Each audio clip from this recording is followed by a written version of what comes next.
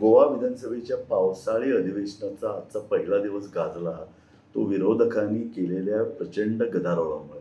आणि हा गदारोळ, हा विरोध स्वाभाविक होता. एवढ्यासाठी स्वाभाविक होता कारण आता विधानसभेचं निवडणुका 6 ते 7 महिन्यावर आलेल्या आहेत.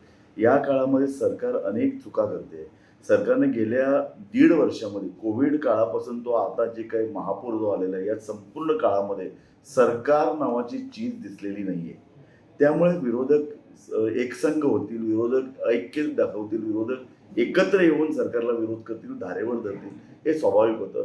दुर्दैवानं सरकार योग्य तयारी करून विधानसभेला सामोरे जायला अपयशी आलं. सरकारला विधानसभेत विरोधकांचा जो काही विरोध असतो तो स्वाभाविक आहे ना. कुठल्याही जगामधल्या कुठल्याही विधानसभा किंवा लोकसभा, पार्लमेंटचं अधिवेशन बघा, विरोधक हे आक्रमक असणारच. कारण लोकांचे प्रश्न त्यांना मांडायचे असतात. लोकही त्यांच्याकडे नजर लावून बसलेले असतात. आणि जेव्हा सरकार निष्क्रिय किंवा बेजबाबदार असतात तेव्हा विरोधी पक्षांची जबाबदारी वाढलेली असते. त्यामुळे हल्लीच्या काळात आम्ही बघतो अनेक ठिकाणी देशामध्ये विरोधकांचा आवाज दबला जातोय, दाबला जातोय. या परिस्थितीमध्ये विधानसभेचा निवडणुका जवळ आल्यानंतर विरोधक बोलणार नाही ते असं होणारच नाही. त्यामुळे त्यांना पहिला मुद्दा मिळाला तो असा की केवळ 3 दिवसाचं अधिवेशन. जेव्हा तुम्ही बजेटवर चर्चा करता तेव्हा किमान 20 दिवसाचं अधिवेशन अपेक्षित असतं. परंतु तुम्ही कोविडचं कारण देता. कोविडचं कारण देता तुम्ही बाकी सगळे कार्यक्रम, पक्षाचे कार्यक्रम घेता, मेळावे घेता, कार्यकर्त्यांना अगदी एवढी झुंबड, त्यांची गर्दी जमावता. अशा वेळी तुम्ही विधानसभेच्या अधिवेशन घेताना मात्र तुम्हाला कोविड येतं.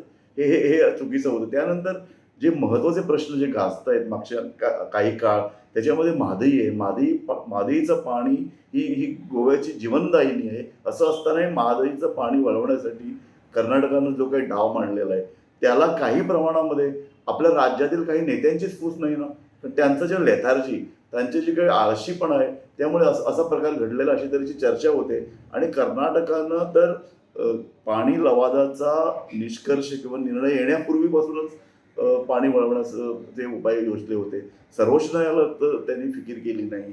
अनेक न्यायालय या संदर्भात जे काही काटेकोर निर्णय देतात ते राज्यांनी पालन करायचं असतं. कर्नाटकानं त्यांना कधीही जुमानलं नाही. या परिस्थितीमध्ये गोवा सरकारनं एकसंघ, अत्यंत लवचिक आणि अत्यंत बारकाईने या प्रश्नाकडे बघण्याची आवश्यकता होती.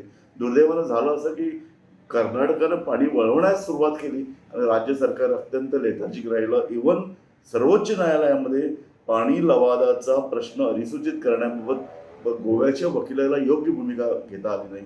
आणि हा प्रश्न विधानसभेत येणार हे ठरलेलं होतं.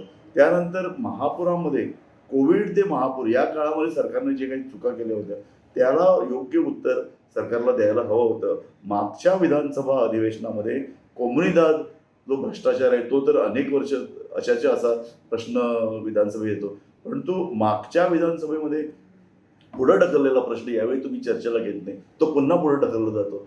हा प्रकार चुकीचा आहे आणि त्यामुळे विरोधक आक्रमक होणं